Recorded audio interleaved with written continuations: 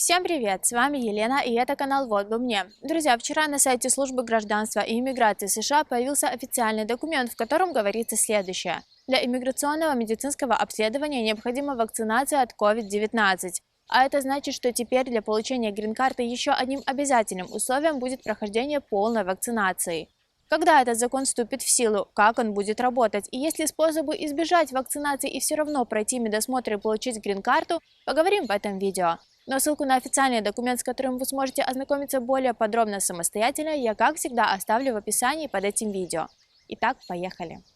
Друзья, скажу сразу, наш канал про иммиграцию в США и по большей части про лотерею грин-карт. Мы не говорим о медицине, о качестве препаратов и тем более никого не призываем вакцинироваться или отказываться от вакцинации. Мы обсуждаем эту тему только потому, что на данный момент требование прохождения полного курса вакцинации теперь обязательный критерий для получения иммиграционной визы в США.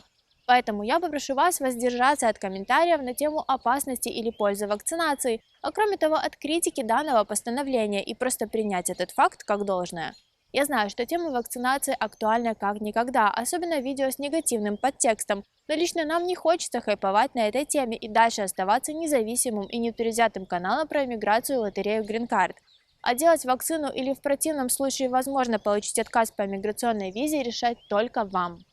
Так вот, теперь, собственно, поговорим про документ подробнее. 14 сентября Служба гражданства и иммиграции США объявила, что с 1 октября 2021 года заявители на иммиграционную визу в США, подлежащие медицинскому обследованию, должны быть полностью вакцинированы от COVID-19, прежде чем комиссия сможет подписать документы о прохождении медосмотра.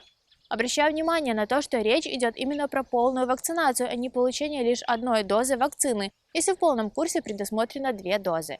Как вы знаете, практически все вакцины на данный момент являются двухфазными, за исключением некоторых, например, Johnson & Johnson, но такие вакцины доступны далеко не во всех странах.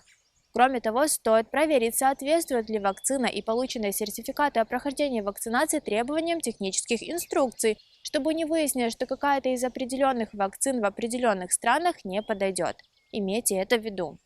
По факту это означает, что все победители DV 2022 и следующих лотерей, а также победители DV 2020 и DV 2021, которые рассчитывают на получение зарезервированных виз после 30 сентября 2021 года, в обязательном порядке должны будут пройти полную вакцинацию, причем до прохождения медосмотра. И вот тут интересный момент.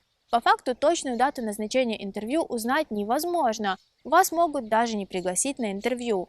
Но если пригласят, по статистике обычно с момента получения письма и до даты интервью около 20 дней, плюс-минус неделя, и переносить дату интервью максимально не рекомендовано, ведь так можно потерять свой шанс на прохождение интервью в целом. Десятки тысяч человек ежегодно ждут интервью, и ваше место очень быстро займется, а другой свободной даты может и не найтись. А период между первой и второй дозой вакцины обычно составляет 3 недели. То есть по факту есть большой шанс того, что с момента получения приглашения и до момента прохождения медосмотра, который нужно пройти до собеседования, вы просто не успеете пройти вакцинацию. А значит, вакцинироваться необходимо заранее, если только у вас нет возможности получения однофазной вакцины. Конечно, есть и исключения, когда служба иммиграции и гражданства США может одобрить отказ от прохождения вакцинации. Таких исключений немного, и основываются они на следующих факторах. Первый. Вакцинация не соответствует возрасту заявителя.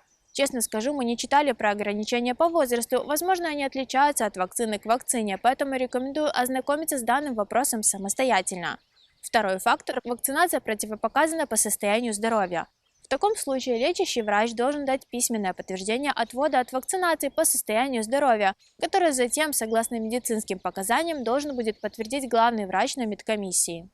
Третий фактор – вакцины недоступны или находятся в очень ограниченном количестве, что приводит к сильной задержке вакцинации в стране прохождения интервью. Такой факт должен быть документально подтвержден на государственном уровне и быть действительным на момент прохождения медосмотра. И последний, четвертый фактор – отказ на основании религиозных или моральных убеждений. В таком случае заявитель на иммиграционную визу должен будет подать заявку на индивидуальный отказ, заполнив форму I-601, которую затем рассмотрят и в зависимости от ситуации примут решение одобрить или отказать в вашем прошении. Все эти причины, конечно же, имеют место быть, но на мой личный взгляд, если у заявителя не будет определенных медицинских предписаний о несовместимости вакцинации с состоянием здоровья, получение иммиграционной визы без прохождения вакцинации будет отказано. Более подробно с критериями соответствия причинам отказа можно будет ознакомиться в дополнительных документах на сайте Гражданства и иммиграции США, ссылки на которые я, конечно, тоже оставлю в описании. Кстати, это не единственная вакцина, наличие которой обязательно для прохождения медосмотра. Центр по контролю профилактики и заболеваний определил перечень необходимых вакцинаций, таких как, например, коль, краснуха, столбняк, дифтерия, коклюш, ветряная оспа и других. Но про них я уже более подробно рассказывала в других видео, и в целом практически все из необходимых вакцин вы, скорее всего, уже делали в детстве или в школе, а даже если нет, некоторые из них уже не нужно будет делать в зависимости от возраста. Повторю, все вышеизложенные требования и правила вступают в силу с 1 октября 2021 года и будут действительны до момента их изменения, если такое случится. В ближайшее время мы ознакомимся с этим вопросом более подробно и обязательно выпустим новое видео. Ну а на сегодня все, друзья. Если информация была полезной и познавательной, поддержите наш проект. Подпишитесь на канал, подключите уведомления, поставьте лайк и поделитесь этим видео с друзьями. А если у вас остались вопросы к нам, смело задавайте их в комментариях. Каждую неделю мы делимся полезным контентом, так что зовите друзей и оставайтесь с нами.